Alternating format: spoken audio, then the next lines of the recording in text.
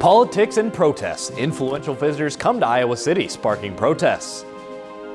Student support behind the scenes of an annual film festival returning to Iowa City. Heading to the big stage, multiple Hawkeye football prospects drafted to the NFL. The storms are gone for now. The sun is coming back out for a dry day today. All that and more Coming up right now on DITV.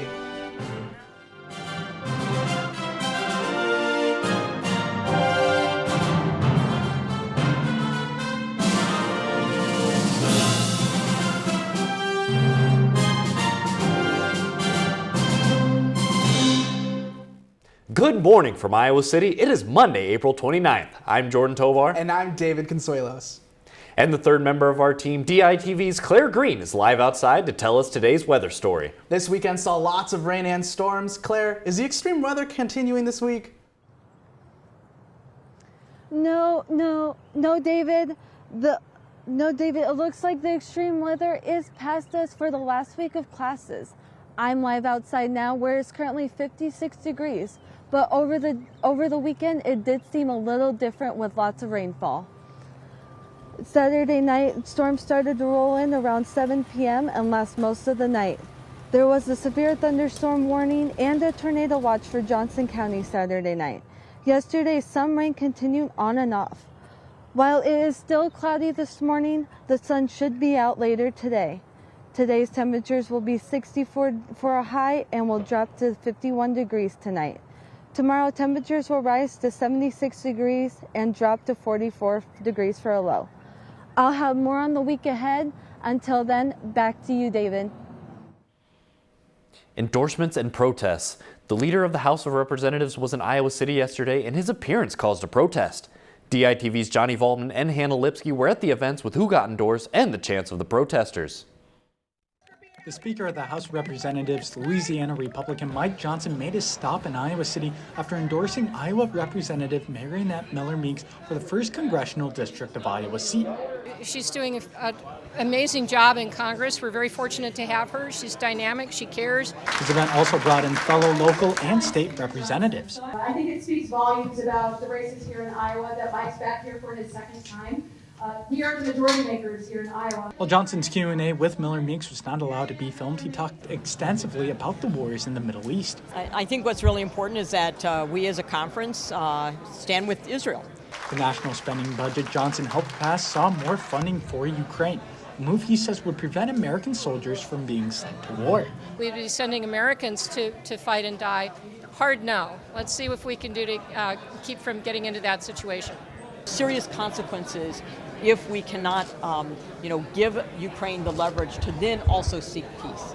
Johnson wants to strengthen America again, blaming the weakness America has shown under President Biden a reason for wars in the Middle East. America is weak, and we allow a vacuum to exist, and we see foreign aggression. And while the House Speaker and Congresswoman just finished up here at the hotel, if you can hear it, those are protesters at the front of the hotel and across the street. And that's where DITV's Hannah Lipsky is, where she talked to protesters about their thoughts on the House Speaker being in town.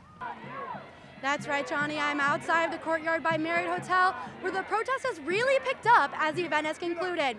As people are leaving the event, protesters have been yelling at them, and the police have really increased their protection on the area.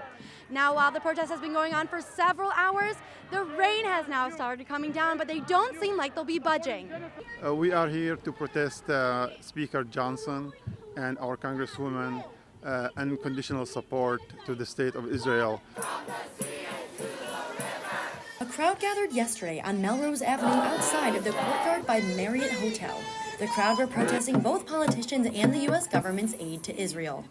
We're here to say that we shouldn't be sending money to a foreign state. That money should stay in America, fund the people that are here, and it shouldn't be funding a genocide across the state.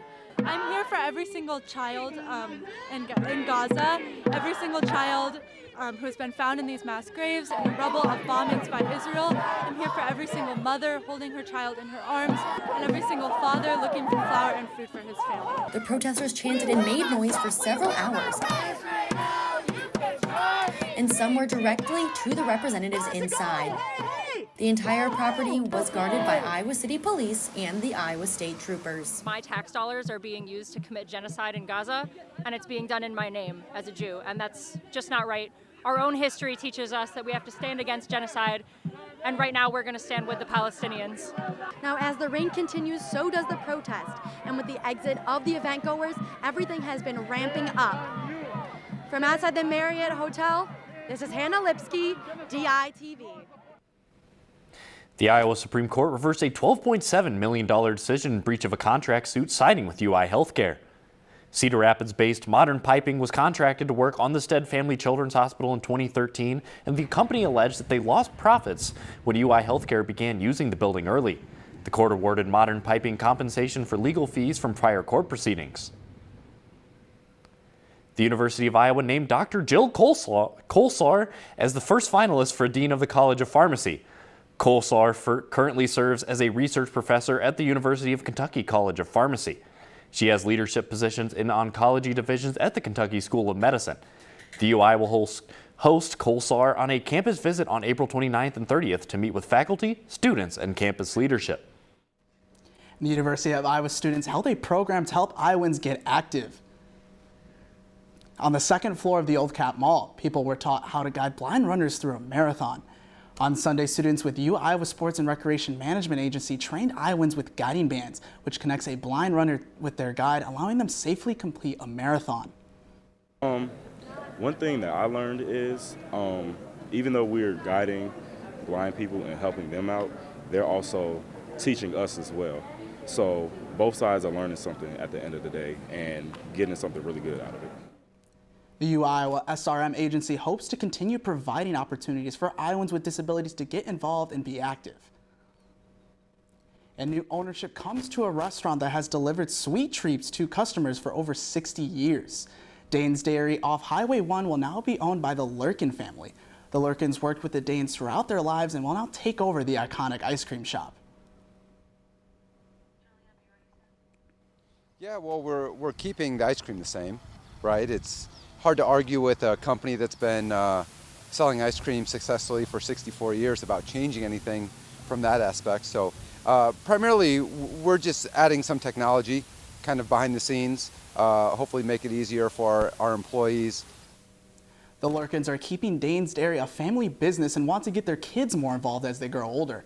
Their two oldest children are already helping out around the shop, making ice cream and taking orders. Dane's Dairy hopes to continue to be a staple in Iowa City. The University of Iowa New Play Festival kicks off tonight. DITV's Julia Rhodes is live outside the UI Theater building with more. Thanks, Jordan. The New Play Festival features 4 full productions and daily readings of brand new student-written plays. The festival has been a yearly tradition since the 1970s to showcase the work of the Iowa Playwrights Workshop. This year, all 9 members of the Graduate Iowa Playwrights Workshop, along with students from the Undergraduate Playwriting Workshop, have work on display. Tonight kicks off with a full production of Anti-Hero, Revenge of the Swifties at 5:30 and 9 p.m. right here at the UI Theater building. Both full productions and readings of plays continue throughout this full week, all free for students. Back to you in the studio. Walking the Runway. An Indigenous fashion show and panel discussion was hosted at the Englert Theater on Saturday, showing off handmade clothing to celebrate Native culture. Each outfit was unique and designed with aspects from important symbols in their culture and families. The Indigenous community in Iowa City is proudly showcasing their heritage and bringing awareness to the injustices of the past and present. You know, I want to show Iowans and people here in Iowa that we're still here and we're thriving. And yes, you don't see us all the time because we're not wearing our, our buckskins and our feathers in our hair. We're still here. The participants are advocating for their communities by themselves and passing on the traditions and fashions of Native culture. The Future is Indigenous. The fashion show is the start of a bigger movement that advocates for respectful awareness of Native cultures in Iowa City and throughout the state. Documentaries from around the world. This weekend's Iowa City International Documentary Film Festival returned for its 19th year, and DITV reporter Madison Johnson has insight on the students who ran the event. The Iowa City International Documentary Film Festival, or IC Docs, is a student-run film festival that's been happening in Iowa City since 2002. Have them lead the major parts of the festival, like programming, community outreach, and design for the festival. After a brief hiatus, the film festival has returned for the first time in person since 2019. Throughout the semester, students have been hard at work in their cohorts to put this film festival together. We split up into pairs from the programming committee. There was 3 pairs there, and each of them watched about 11 hours of stuff. Just seeing our designs actually come to life and be presented to people, I think there's a lot of pride that goes into that, seeing your work being brought and people actually liking it. The documentaries screamed at this festival are rarely shown and mix older technology with new techniques to make a unique viewing experience. So cool to get stuff on celluloid in a time where that's not always quite as popular or prevalent. To be able to see things on celluloid and on film, I think is super important. The festival ended with a collaboration with Out of the Archives, showing Chris Harris's film Still Here, followed by an award ceremony where When Seeds Say Enough won the staff pick and Radio Jammer won Best in Show. The students hope to use money raised this year to continue the festival going forward. From camp in downtown Iowa City, Madison Johnson, DITV. Take a pic. Today is the last day to take pictures of wildlife around Johnson County for the City Nature Challenge. The University of Iowa has collabed with the Green Iowa AmeriCorps and Johnson County to document nature in this challenge. Anyone can participate by taking and submitting photos to the iNaturalist app. There you can also find photos submitted from others in the Iowa City and Johnson County area. And coming up later, learn about an artist using more than just canvases to craft. But first, let's take a look back outside with Claire Green for the forecast for the week ahead. Thanks, guys. Temperatures will rise this week. On Wednesday and Thursday, temperatures will be in the mid-70s, but there is a 50% chance of rain on Thursday. On Friday, it will be in the mid to high 60s and a 40% chance of rain. Saturday, temperatures will be in the high 60s and expect cloudy conditions with a 35% chance of rain. On Sunday, temps will rise to 71 degrees and expect sunny skies. With these rising temperatures, drink plenty of water.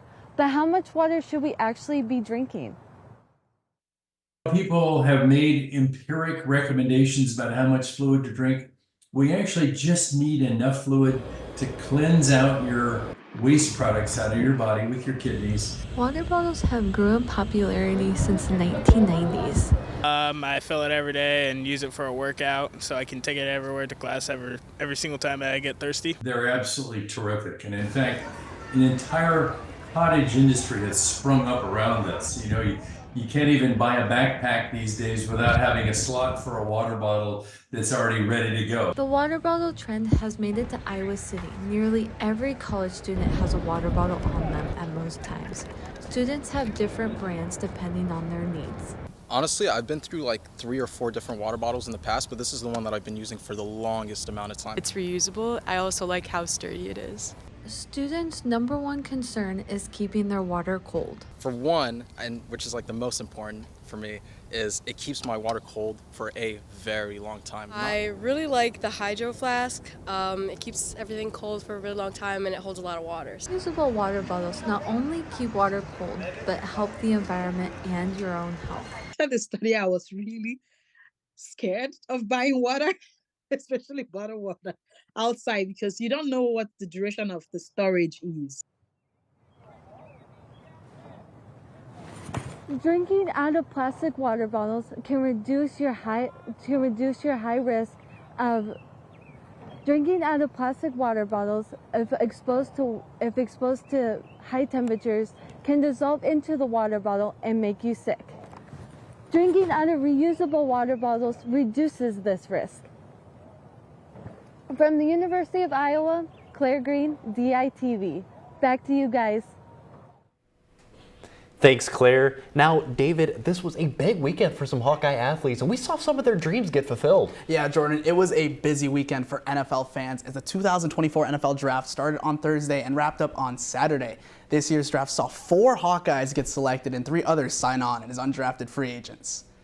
Starting with star defensive back Cooper DeJean. DeJean was expected to go in the first round on Thursday, but shockingly fell to the Eagles at pick 40. Cooper became the 8th defensive back in the past 8 years to be selected in the draft for the Hawks. The next Hawkeye selected was tight end Eric All. All went 115th overall, being taken by the Cincinnati Bengals in the 4th round. The senior tight end only played 1 season with the Hawks, but had a strong showing, leading the team in receiving yards even after missing the second half of the season with a knee injury. And the 4th round also saw Iowa's favorite Australian Tory Taylor get picked up by the Chicago Bears. Taylor was the first punter in the 2024 draft and the second ever punter to be selected for the Hawkeyes. Last season, Taylor broke the record for most career punt yards, which originally was set back in 1938. And the final Hawkeye to be drafted was defensive lineman Logan Lee. Lee finished his senior season with 55 tackles and 3 sacks. The Orion native was lucky enough to be picked up by his favorite team growing up, the Pittsburgh Steelers, in the 6th round with the 178th pick. 3 more Hawkeyes that weren't drafted but found themselves on rosters are tight end Steven Stylianos, who signed on with the Tennessee Titans, Joe Evans, who was picked up by the Baltimore Ravens, and Noah Shannon also got a call this weekend as he was signed by the Las Vegas Raiders. Shannon was unable to play his final season with the Hawkeyes due to the controversial gambling scandal. The Iowa softball team's last home series against the Minnesota Golden Gophers got started on Saturday, 1 day later than scheduled due to the weather. The Gophers got on the board first with a solo home run in the 3rd inning, and they never looked back, scoring 7 unanswered runs.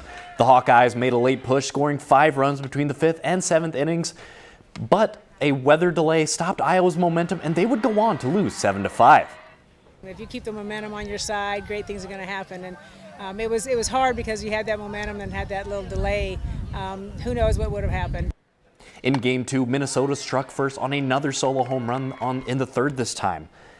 Iowa responded with an RBI double, and Iowa would tie the game up for a second time on a Gopher error, taking the game to extra innings. Tied 2. Minnesota broke the tie in the 9th inning, scoring 4 runs to win the game 6-2. The final game of the series will take place today at 11 a.m. And the Iowa baseball team traveled to Lincoln to take on the Cornhuskers in a doubleheader. After Iowa dropped the first game of the series, the second game would not be much of a contest as Nebraska would rout Iowa 12-2. Nebraska would take the walk to walk off the Hawkeyes in the bottom of the 7th before heading into Game 3.